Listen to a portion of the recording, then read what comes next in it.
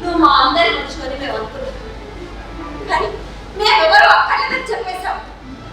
పెళ్లి తర్వాత బాధ్యతలన్నీ నేను దూరంగా వెళ్ళిపోదామనుకున్నాను. నన్ను పెళ్లికే రమ్మన్నావు. అత్తగారు అధికారం నాకు ఇష్టం లేదని ఫోన్ చేసి మళ్ళీ చెప్పావు. అప్పుడే నువ్వు ఇక్కడ బాగా కానీ మా మురళిని ఇష్టపడుతున్నాను. నా కొడుకు కోరిందేది నేను ఎప్పుడు కాదండి. మేము ఎంతగా దగ్గర చేసుకోవాలని చూస్తున్నా, నువ్వు మాత్రం మరి దూరం చేస్తూనే ఉన్నావు. నువ్వే కాదు ఈ కాలం ఆడుతున్నారు ధైర్యంగా ఆలోచిస్తున్నావు. వాళ్ళకి అత్తగారి తెలుసు తీసుకోవడం ఇప్పుడే కుటుంబ అవసరాల కోసం ఆడగలవు చూడు చేసేవారు.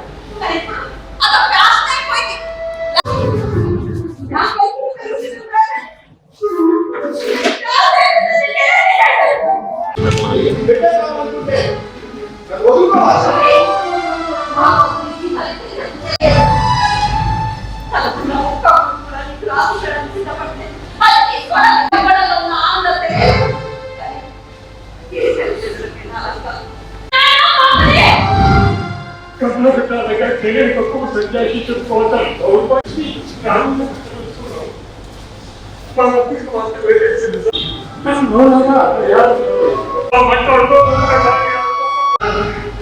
బ్రతికించుకోలేని అసమర్థులుగా బ్రతికే కన్నా చచ్చిపోతారు.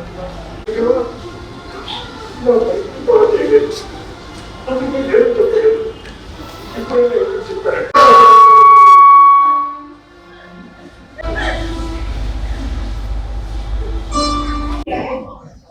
అది మీ స్నేహబంధమే కాదు,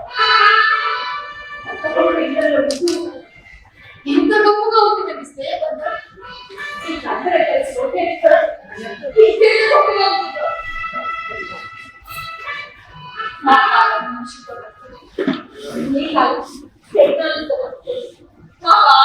పాటలు చదువులు పుస్తకాలు జీవితాలు భాగంగా ఉండే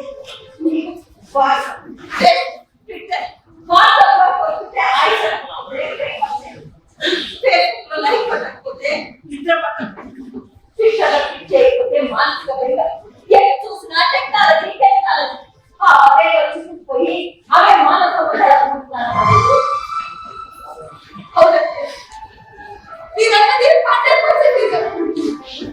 నేను కూడా కాదు కాదు చిక్కుకుపోయాడు. మీ తరఫు వాహనానికి మా స్వేచ్ఛకి ఎక్కడ అడ్డుగా ఉంటుందని భావించి నేను పెళ్లి చేసుకున్నాను. నేను నా భర్త మాత్రమే ఉండాలి, మా మధ్య మీరెవరు ఉండకూడదని షరతు పెట్టి మరి పెళ్లి చేసుకున్నాను. ఇద్దరు సంపాదిస్తున్న వరకునే కానీ అందరి నుంచి సమస్యలు కూడా తెచ్చుకుంటున్నానే నేను అనుకోలేదు.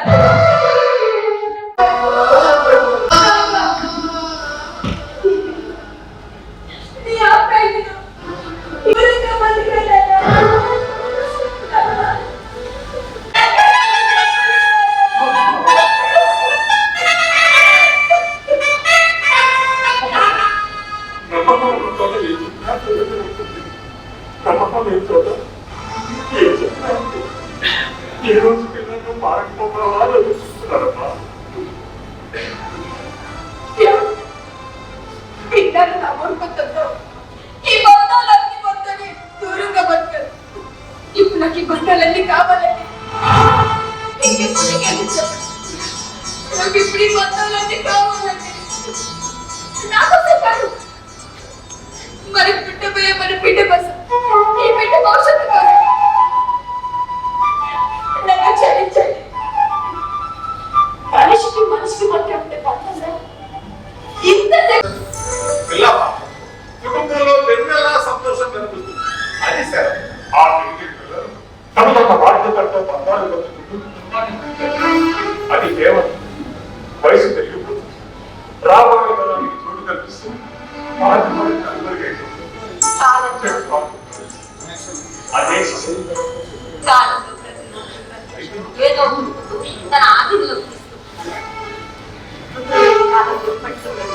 అలాగే బంధాలు లేకుండా ఏ మనిషి ఉండకూడదు.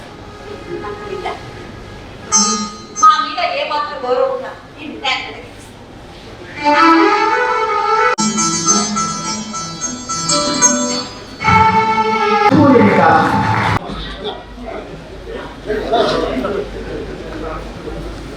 ముద్రకృష్ణ గారు జ్ఞాపకంలో ప్రదర్శన భారతదేశం కళాపురి కళా పరిషత్తు సహాయ కార్యదర్శి వల్లభం రామాంజనేయులు గారు సౌజన్యాన్ని అందిస్తున్నారు. ఒకసారి సార్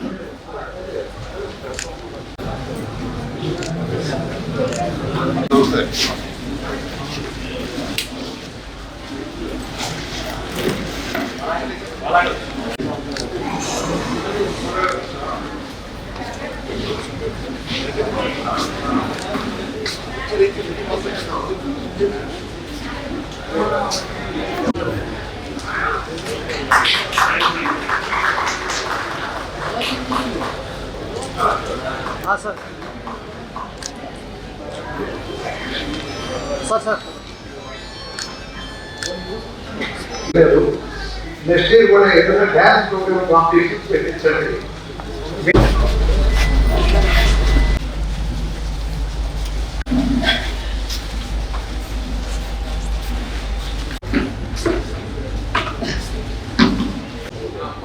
అందరికీ నమస్కారం.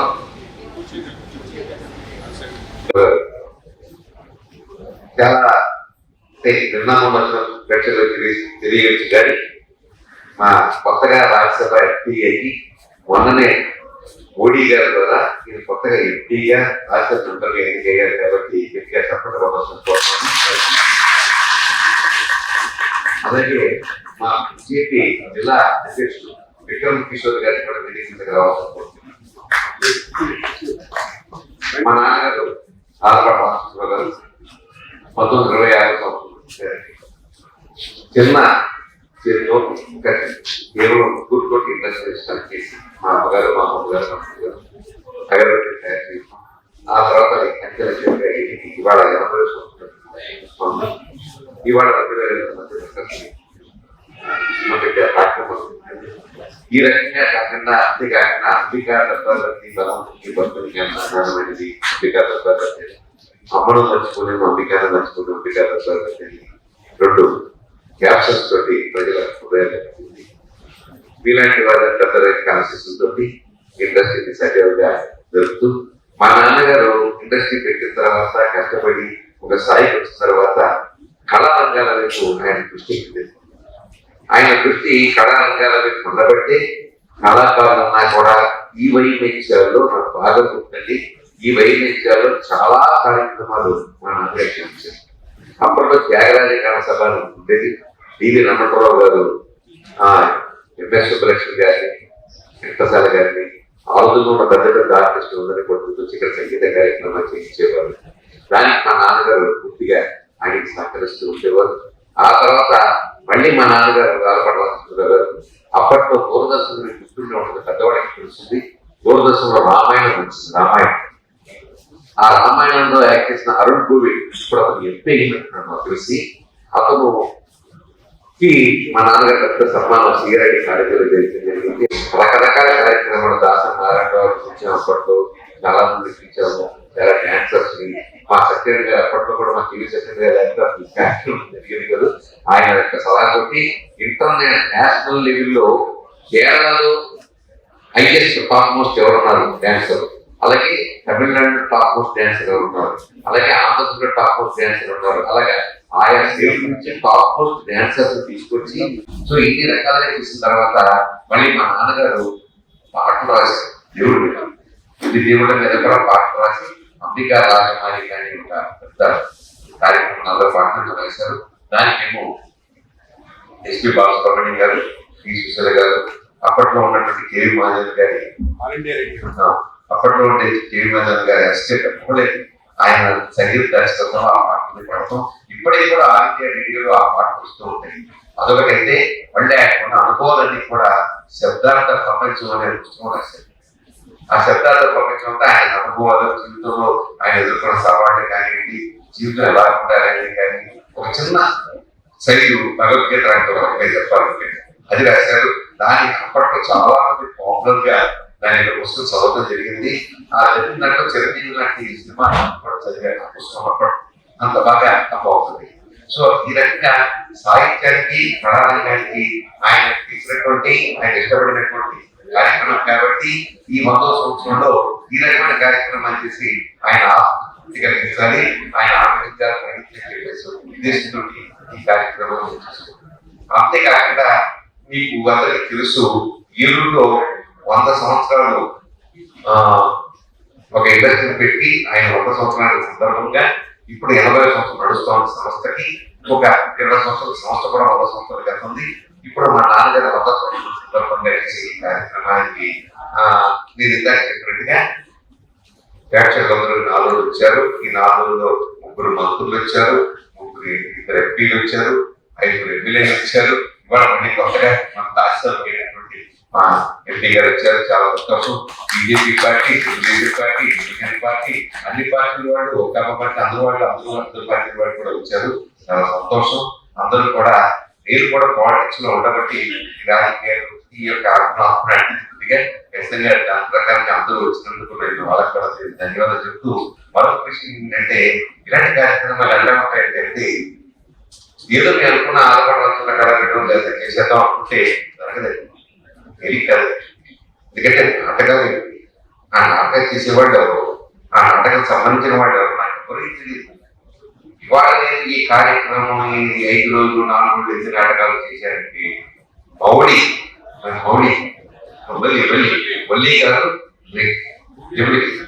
వల్లి గారు పేరు నాకు అప్పుడు ఎప్పుడు తెలుసు కానీ ఆయన తీసుకొచ్చి సత్యనారాయణ గారు ఇద్దరు ఆఫీసులోకి వచ్చి అసలు ఎలా ప్లాన్ చేద్దాం అనుకుంటున్నారు ప్లాన్ చేశాం. ప్లాన్ చేసినప్పుడు వల్లి గారిని తీసుకొచ్చేసి 4 నాటకాలు వేయించాలి, నాటక సప్తాహాలు చేయించాలి. ఎందుకంటే ఈ నాటక సప్తాహం మీద నాకు పెద్దగా అవగాహన లేకపోయినా ఏపీసీ చైర్మన్ గా ఉండగా నేను యాక్చువల్ గా 100 నాటకాలు వేయించాను. పెద్ద నాటకాలు ఈ నాటకాలు గవర్నమెంట్ నాటకాలు వేయించాను. మొన్న 3-5-7 సంవత్సరాల క్రితం వాళ్ళందరూ నందేవాడ ఫంక్షన్ ఇచ్చారు, నందేవాడ్స్ ఇచ్చారు. కాబట్టి ఈ 4 రోజుల కార్యక్రమాన్ని విజయం చేసింది. ఈ కార్యక్రమం 4 నాటకాలు 8 నాటకాలు విజయం చేసిన ఆలోచన సత్యనారాయణ దీనికి రథసారిగా చాలా సంతోషం. సో నాటకానికి కూడా కొంతమంది యంగ్ జనరేషన్ జరిగిపోవచ్చు. నాటకం అంటే 2-4 గంటలు సరే ఆ 2 గంటలు తెల్లవారు పడతారు, అదే విషయం రాగాల మనం చేస్తూనే ఉంటారు. కానీ ఒక విషయం ఏంటంటే ఈ రోజున దౌర్భాగ్య నికృష్టులు కొంతమంది ఆ పహారణ దాడిలో ఆడవారి పసుపు చేశారు. నీచంగా క్రూరంగా వాళ్ళు రాక్షసున్నారు అని ఏమన్నా నాకు అర్థం కాని విషయం ఏంటంటే వేదంలో కూడా రావణుడు పసుపు కుంకులు తీసుకుని పసుపు చెప్పేసి చివరికి మగవాళ్ళని రకరకాల మోడీ గారు ముట్టుకున్నాడు మసైపోతాడని ఇటువంటి పరిస్థితుల్లో బీజేపీ ప్రభుత్వం పార్టీ ఈ దేశాన్ని ముందుకు తీసుకెళ్తా ఉంది. బీజేపీ పార్టీ మాత్రమే ఇతర దేశాలతో సంబంధ బాంధవ్యాలు పెట్టుకుంటూ మోడీ గారు అనే ఒక వ్యక్తి వాళ్ళ ప్రపంచ దేశానికి నాయకుడు అయిపోయాడు అని చెప్పాలి. లాడన్ మరొక గారు కానీ మరొకరు కానీ జర్నలిస్ట్ కానీ వీళ్ళందరూ కూడా మన రష్యన్ ప్రెసిడెంట్ కానీ అందరూ కూడా మోడీ గారి సలహాలు అడుగుతున్నారంటే దట్ ఈస్ కంట్రీ. ఆ దేశం అంత అభివృద్ధి చెందుతోంది, అభివృద్ధి చెందే దిశగా ఉంది. మాకు 2 సంవత్సరాల్లో భారతదేశం అన్ని దేశాల కంటే ముందుండే ఒక గణాంకాలు కూడా చెప్తూ ఉన్నాయి. ఇటువంటి పరిస్థితుల్లో వాయిస్ ఇప్పుడు గుర్తుపెట్టుకోండి, మనకు భావాలు ఉండొచ్చు, మన దేశం మీద బాధ్యత ఉండొచ్చు, మన దేశం మీద గౌరవం ఉండొచ్చు, కానీ చెప్పే ప్లాట్ఫామ్స్ కొన్ని ఉంటాయి. ఏంటో తెలుసా? Assembly, parliament, Rajya Sabha. అక్కడ ఆ ప్లాట్ఫామ్ మీద కనుక మన కళాన్ని కనుక సరిగ్గా ఎదిరించకపోతే ప్రపంచం అంతా వారసుకుంటుంది. అక్కడ సరైనటువంటి మేధావుని, ముఖ్యంగా రాష్ట్రంలో సరైనటువంటి మేధావుని, సరైన ఆలోచన పనులు ఎన్నుకొని వాడిని పెట్టి మనకు గవర్నమెంట్ పాలసీస్ కానీ వ్యవహారాన్ని కానీ వినిపించగలిగిన శక్తి సామర్థ్యం ఉన్న వాళ్ళకి రాజ్యసభ టికెట్ ఇవ్వాలి. అంతేకాదు తక్కువ తీసుకున్న రాజ్యసభ టికెట్ ఇవ్వడం కాదు. ఇవాళ మా పాక హెచ్చరిక మీరు ఉంటారు. మీరు ఎవరో తెలుసా? నేను ప్రేమ బలం 45 సంవత్సరాల నుంచి RSS లో ఎంతో సేవ చేసి పార్టీకి ఎన్నో రకాలైనటువంటి పదవులు చేసి నీకు నాకు ఇంకేం రాలేదు, 45 సంవత్సరాలు అయిపోయింది, ఇక నేను పర్వాలేదు, నాకు అయిపోయింది అడ్జస్ట్మెంట్కి వచ్చిన టైంలో మధ్యాహ్నం కూడా ఫోన్ వచ్చిందంట బాగా చంద్రశేఖర్ గారికి, మీకు రాష్ట్రానికి ఇచ్చావు, ఇది కంపెనీ అంటే ఎలా అవుతుందంటే బాబు పదవి అనేది ఒక అదృష్టం. నేను అనుభవం మీకు చెప్తున్నాను, నేను ఎమ్మెల్యేగా ఉన్నాను కాబట్టి అనుభవం మీకు చెప్తున్నాను. నన్ను పిలిచారు చంద్రబాబు నాయుడు గారు, కృష్ణాను చాలా బాగా చేస్తున్నావు, వ్యాపారం చేస్తున్నావు, నేను ఎంత జ్ఞాపకం లేదు విన్నాను, దీంట్లో అందరూ కుటుంబ సభ్యులంతా కలిసి ఉంటారు విన్నాను, నీకు ఎమ్మెల్యే టికెట్ ఇస్తారు. నాకు అర్థం కాదు. ఆయన గదిలోకి నుంచి హైదరాబాద్ లో చిన్న గడి నన్ను ఈవి శేఖర్ గారు, రాఘవేంద్రరావు ఈ సినిమా అంతా తీసుకెళ్ళారు. నీకు కూర్చోండి తర్వాత నీకు ఎమ్మెల్యే టికెట్ నాకు సినిమా టికెట్ ఎమ్మెల్యే టికెట్ నాకే అర్థం కాదు. మాట్లాడతానండి, మాట్లాడి నేను చెప్తానంటారు. 2 రోజులు అయిపోయారు. ఇంటికి వచ్చారు, మా ఇంట్లో వాళ్ళందరినీ కూర్చోబెట్టి 20 ఎమ్మెల్యే టికెట్ ఇస్తారు నాకు చేద్దాం అంటే అలాగే మంచిగా తీసుకోవడం అని నా తమ్ముడు గీడారు. 40 రోజులు అయిపోయింది, 40 రోజులు అయిపోయింది. నాకు తెలియదు. ఆ తర్వాత సరే టికెట్ రాయలేదంతా చెప్తారు, వేరే విషయం. కానీ ఎందుకు చెప్తారంటే పదవి అనేది పిలిచి వస్తాం. మనం ఎంత కష్టపడినా ఎంత చేసినా రాదు. నేను ఎమ్మెల్యేగా ఉండగా నా బాగా అనుభవం. నేను 36 మంది ఎమ్మెల్యే, 36 మంది కౌన్సిల్ టికెట్ ఇవ్వాలి. ఎమ్మెల్యేగా ఆశయమైనటువంటి సభపై ఉన్నటువంటి పెద్దలకు, సభ ముందు ఉన్నటువంటి ప్రజానికానికి కూడా ముందుగా నమస్కారం. వాస్తవంగా ఈ యొక్క సభ వారి తండ్రి గారి సంస్మరణార్థం ఏర్పాటు చేసుకున్నటువంటి విషయంలో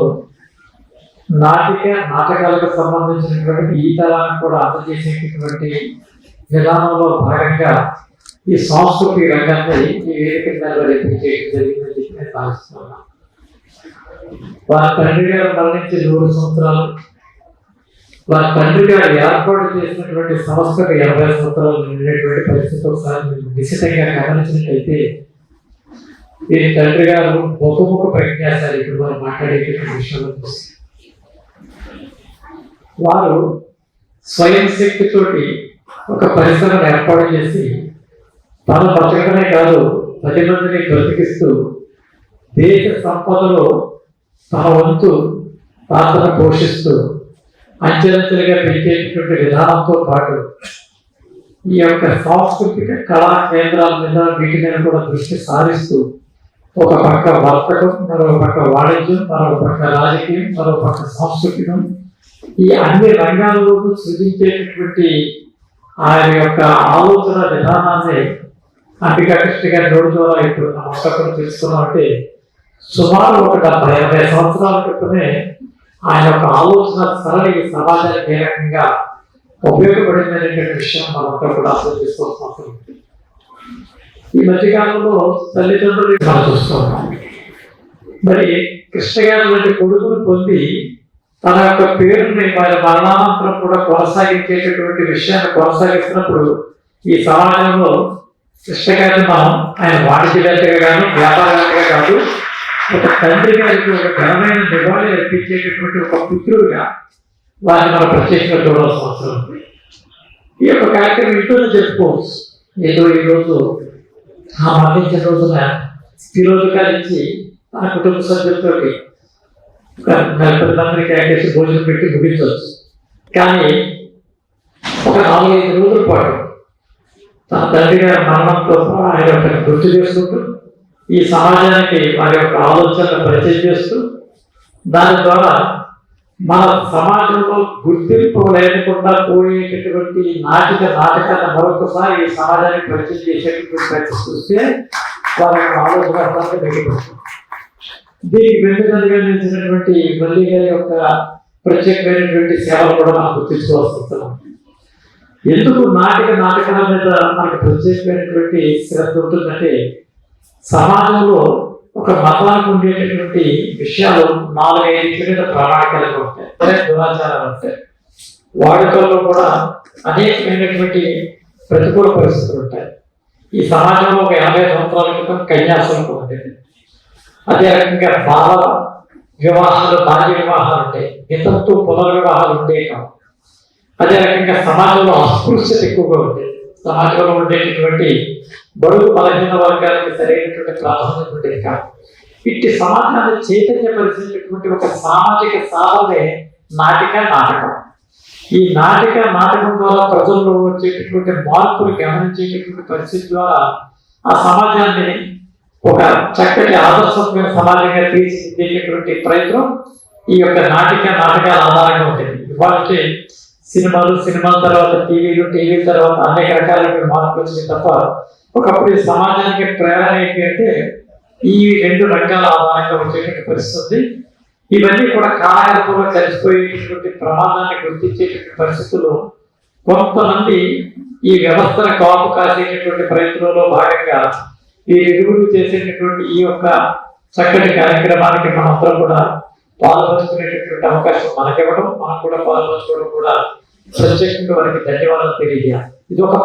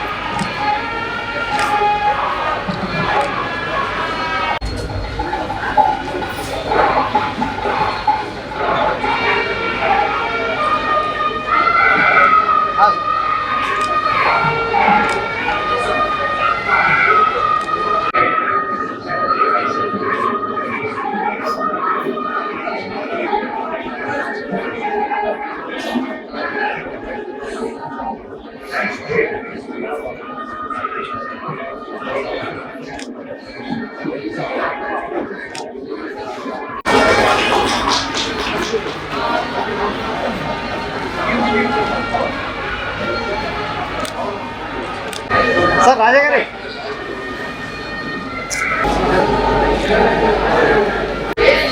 చూడండి సార్.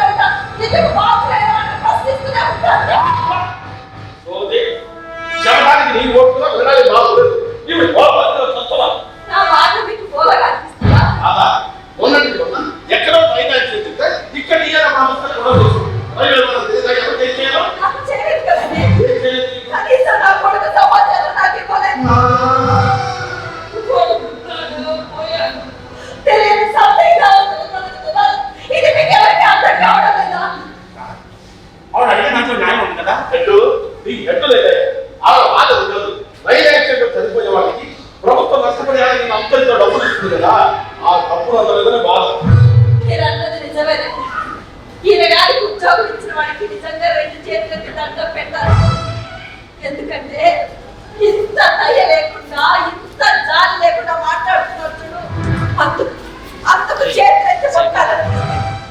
అందుకే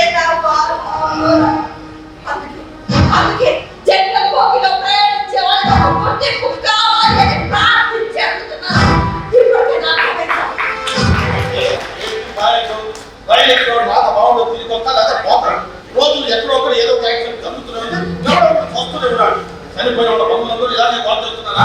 తిరిగి రైలు ఎక్కుతున్నాడు, ఎవరు ప్రయాణం కూడా చేస్తారు. ఈ యాక్సిడెంట్ అయితే వివరాలు చెప్పాలి. మీ ఇంటికి వచ్చి చెప్తారా? నీ ఇంటికి వచ్చి చెప్తారా? నువ్వే వెళ్ళి తెలుసుకోవాలి. అందరికీ చెప్తా, నీకు డబ్బులు ఇస్తాను. అయ్యో, డబ్బు కోసం కాదు కదా, అంతా చేసుకోండి సార్, ప్లీజ్. డబ్బు కోసం కాకపోతే ఈ ముక్క రాయడమే మాట్లాడతారు.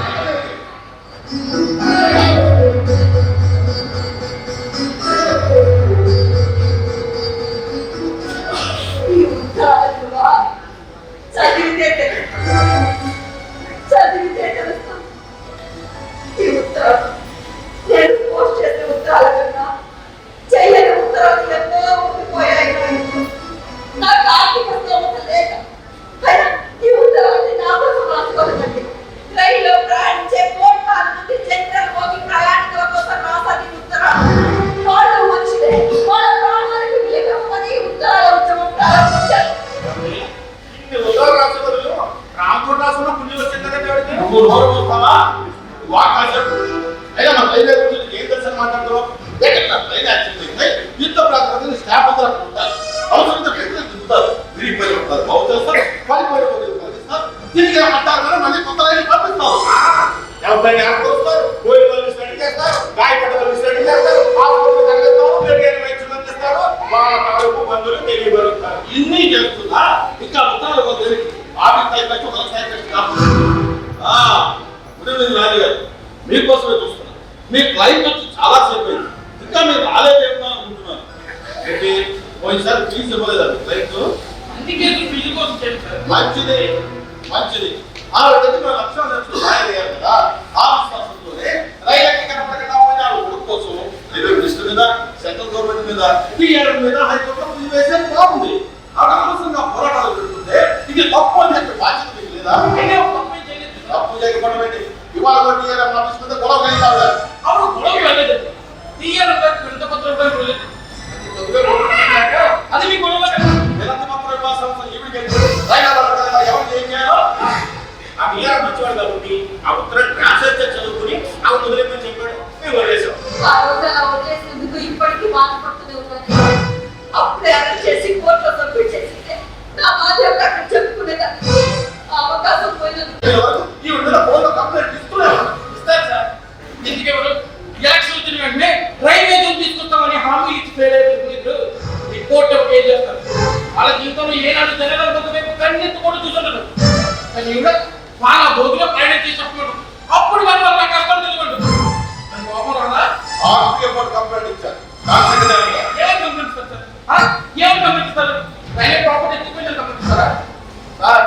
అప్పుడు ప్లాట్ఫామ్ అయితే ప్రతిసారి టికెట్ తీసుకునే వస్తుంది. ప్రతి కొద్ది పెట్టులో పోరాటానికి టికెట్ రైల్వే వాళ్ళకి కేసు వేసింది కాబట్టి వాళ్ళకి ఉన్న కోపం బాగానే వెనకేసుకొస్తున్నాం. బాగా వెనకేసుకొస్తామని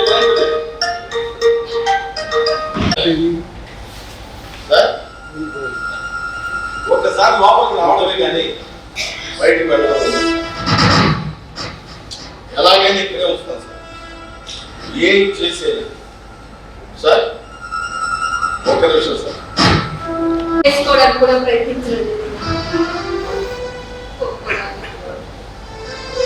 ఉద్యోగం కోసం ఇంటర్వ్యూ వెళ్తుంటే రైల్లో తప్పక జనరల్ బోగి ఎక్కించారు. అప్పటికి రైలు చాలా రష్గా ఉంది. అసలు ఉన్నవాడికి ఎలా ఉంటుంది ఇప్పటికీ అర్థం కాదు. బహుశా రైలు వెళ్ళే వేగానికి విస్తున్న గాలి వల్ల వాళ్ళంతా తిరిగి వస్తున్నారే. లేకపోతే ఆ రాత్రిలో ఊపిరాడక చచ్చిపోతానే ఈ మాట నేను ఉద్యోగం ఉన్నప్పుడు జనరల్ బోగి ప్రతిసారి నాకు అనిపించేది. ఉద్యోగ సమయంలో బాధలు కలదామని అక్కడ కూడా కొంతమంది కూర్చొని ఉంటారు. ఒకసారి యూనిఫామ్ వేసుకుని డ్యూటీ చేస్తున్న పోలీసులు రిజర్వేషన్ పెట్టిలోనే ఉంటారు. జనరల్ బోగి వైపు వెళ్ళమన్నారు, కనీసం కన్నెత్తు కూడా చూస్తున్నారు. అప్పుడు నాకు అనిపించేది, ఏ జనరల్ బోగి చూస్తే ఏ రకానికి అవగాహన మన జీవన బ్రతికైన అనేక సంబంధం కాసేపు మీద ఉన్న రైటర్ లోపల పెట్టారు సార్. రైటర్ గా బ్రతకలేనని. మంచిది మంచిది. గట్టిగారు ఇప్పుడు మీరు ఉన్న రైటర్ వీడియో తీసి ముసలాన్ని కంప్లైంట్ రాయండి, లోపల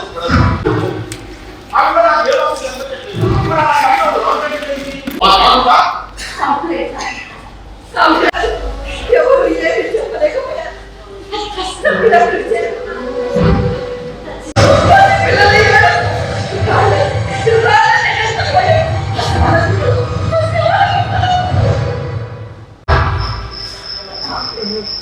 ఒక్కదాన్ని ఏమి సాధిస్తావు? ఒక్క విషయం చెప్తాను, బాగా అర్థం చేసుకో. ఈ లోకంలోని తల్లులు పిల్లల్ని నిద్రపుచ్చడానికి నిద్రపుచ్చే కథలు మాత్రమే చెబుతారు. ప్రశ్నించే కథలు, జాతిని మేల్కొల్పే కథలు ఏ తల్లి చెప్పరు. ఎందుకంటే ఆ కథలు విని పెరిగిన పిల్లలు తమకు దూరం అవుతారన్న భయం. ఆ ప్రేమలో స్వార్థం, ఆ స్వార్థంలో ప్రేమ ఉంటుంది. మరి నేను టీచర్, నాకు భయం ఉండదు, స్వార్థం ఉండదు, బాధ్యత ఒక్కటే ఉంటుంది. మరి నేను నాలాంటి టీచర్లు చెప్పిన కథలు విని పెరిగిన పిల్లలు జాగృతులు అవ్వడానికి కొంత సమయం పడుతుంది. వస్తాను, తప్పకుండా వస్తాను. ఒక్కదాన్ని నేను సాధిస్తామన్నా, ఒక్కదాన్ని మహాత్మా గాంధీ, పొట్టి శ్రీరాములు, నెల్సన్ మండేలా, కందుకూరి వీరేశలింగం, గురజాడ అప్పారావు, వీరందరి పోరాటం కూడా వారి ఒక్కరితోనే మొదలైంది. ఆ తర్వాత వాళ్ళు సాధించింది ఎప్పుడో చరిత్ర చెబుతుంది. అలాగే నేను సాధించేది కూడా చరిత్రే చెబుతుంది. చెరసాలలు, ఉరి కొయ్యలు, ఉద్యమాలకు కావెప్పుడు పత్రిక. చెరసాలలు, ఉరి కొయ్యలు, ఉద్యమాలకు కావెప్పుడు పత్రిక.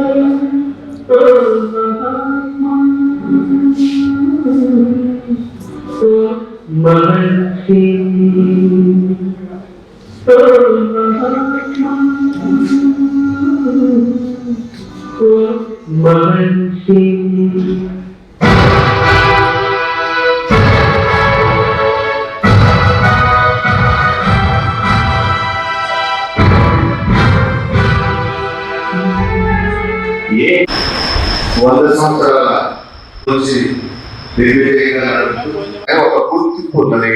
ఆ గుర్తింపు ఇంకా ముందుకు తీసుకెళ్లాలని, అలాగే అమ్మవారి ఆశీస్సులు ఎప్పుడు వాళ్ళ ఆత్మలంటే ఆ ఆశీస్సులతో ఎక్కడికైనా వెళ్ళగలని కోరుకుంటూ మంచి మంచి మా ఏలూరుకి ఇంకా మంచి అభివృద్ధిని కలగజేయాలని కోరుకుంటూ అంబికా సంస్థ, అంబికా కుటుంబాన్ని అమ్మవారి దయతో చూస్తూ మా అందరికీ కూడా హ్యాపీ చేయాలని కోరుకుంటూ థ్యాంక్ యూ వెరీ మచ్ నాకు ఈ అవకాశం.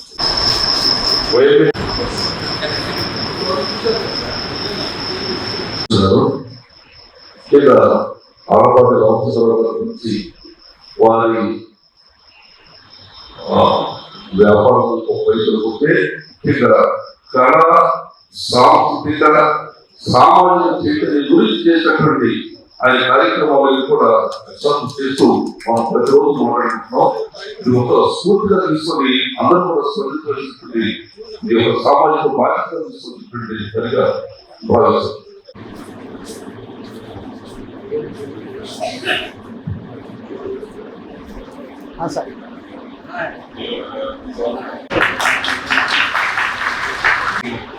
దాని కార్యక్రమాలుగా స్వాగతం చేయడం జరిగింది.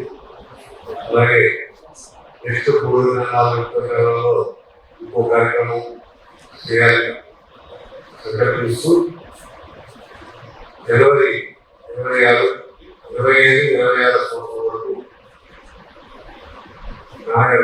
వరకు ఈ కార్యక్రమాలు చేయాలని నిర్ణయించుకోవడం జరిగింది. కళాకారులందరూ కూడా మా నాన్నగారి ఆశీస్సులు ఉండాలని. కారణం ఏంటంటే ఆయనకి కళ అంటే చాలా ఇష్టం. ఆయన కూడా ఒక కళాకారులే, రచయితగా చాలా పాటలు రాశారు. శబ్దాంత ప్రపంచమని పుస్తకం కూడా రాశారు. అది గతంలో 10,000 పుస్తకాల దాకా నేను ప్రింట్ చేసి మొత్తం భారతదేశం అంతా పంచడం జరిగింది. అదే ఇంగ్లీష్లో కూడా తర్జుమా చేయడం జరిగింది. నాన్నగారు రచనని అలాగే అంబికా రాగమాలిక, అంబికా హృదయ కుమారు అనే పాటలు కూడా మొత్తం అంబికా దేవి మీద, సూర్యుడి మీద, రాజేశ్వరుడు మీద, పౌరుడు మీద, అలాగే మన జోలపాటలు వెంకటేశ్వరం మీద అన్ని పాటలు రాశారు. అది క్యాసెట్ రూపంలో అలాగే ఆన్లైన్లో మన www.ambikatemple.com వెబ్సైట్లో కూడా ఈ పాటలు ఉన్నాయి. టెంపుల్ వెబ్సైట్, అంబికాదేవి టెంపుల్ వెబ్సైట్లో దాంట్లో కూడా మీరు డౌన్లోడ్ చేసుకోవచ్చు, వినొచ్చు.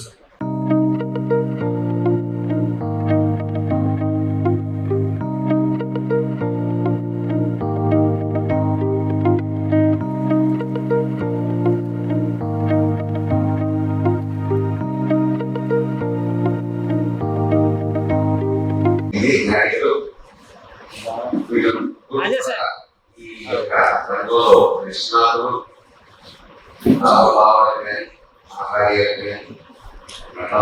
లేకపోతే ఏర్పాటు చూసి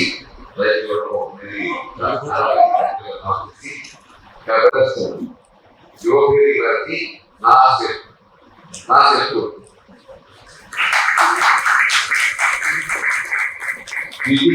ప్రదర్శన గోవాడ క్రియేషన్స్ వారి అమ్మాయి చెప్పిన హోమం. తృతీయ ప్రదర్శన శ్రీ సాయి రాక్షి వారి జనరల్ భోగి లాస్ట్ అవుతుంది.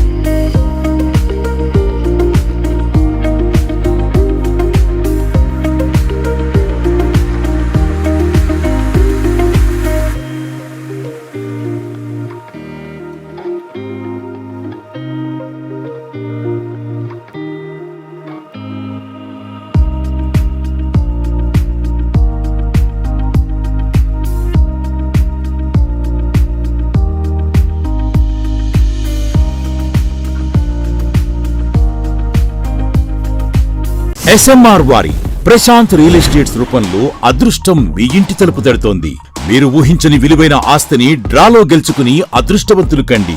నెల నెలా తేలిక వాయిదాలతో మీ పిల్లలకు ఉజ్వలమైన భవిష్యత్తును విలువైన ఆస్తి రూపంలో అందించండి. లక్కీ డ్రాలో duplex house, independent house, apartments, open plots తో పాటు ఒక కారుని గెలుచుకునే అద్భుత అవకాశం. ఈ స్కీమ్ లో చేరి మిమ్మల్ని మించిన అదృష్టవంతులు ఎవరూ లేరని నిరూపించండి. 1వ నెలలో 5 ఓపెన్ ప్లాట్స్, ఒక హోండా అమేజ్ కార్. 2వ నెలలో 5 ఓపెన్ ప్లాట్స్, ఒక టయోటా ట్రైజర్ కార్. 3వ నెలలో 5 ఓపెన్ ప్లాట్స్, ఒక కియా సోనెట్ కార్. 4వ నెలలో 5 ఓపెన్ ప్లాట్స్, ఒక వోక్స్వాగన్ వర్చస్ కార్. 5వ నెలలో 5 ఓపెన్ ప్లాట్స్, ఒక హుండై క్రెటా కార్. 6వ నెలలో 3 డూప్లెక్స్, ఒక విల్లా, 9 2BHK అపార్ట్మెంట్లు, ఒక స్కోడా స్లావియా కార్ ను గెలుచుకోండి. పథకం యొక్క లాభాలు: ప్రతి నెల 2వ ఆదివారం డ్రా తీయబడును. లక్కీ డ్రాలో ప్రాపర్టీస్ పొందినవారు తరువాతి నెల నుండి సొమ్ము కట్టనవసరం లేదు. ప్రతి సభ్యునికి గ్యారంటీగా ప్రాపర్టీ లభిస్తుంది. ముఖ్య గమనిక: 75 మంది సభ్యులకు మాత్రమే ఈ అవకాశం కలదు. కాల పరిమితి కేవలం 6 నెలలు మాత్రమే. Address: Prashant real estates, Canara bank line, Powerpet, Eluru. Phone 9505288786.